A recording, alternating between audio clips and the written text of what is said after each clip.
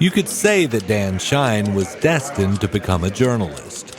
I was born into a newspaper family. My father worked at a newspaper for 45 years, rising from fetching coffee for reporters to walking out the door 45 years later as a publisher. So I spent a lot of time in newspaper offices, hanging out with these weird characters, reporters and photographers.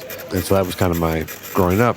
And my two older brothers went into journalism like I did. So it was a household of not a lot of great science and math being done, but we sure as hell could write and spell well.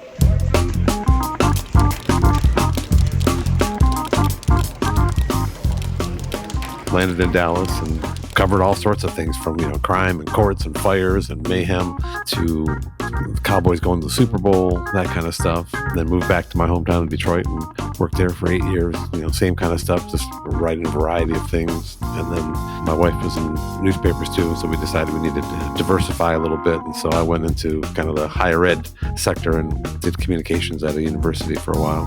Now I'm back.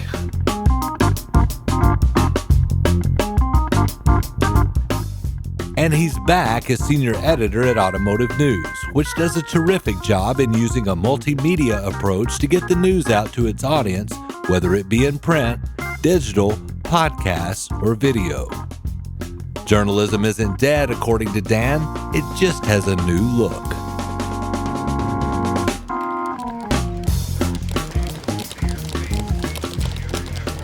I'm Dan Shine, senior editor at Automotive News.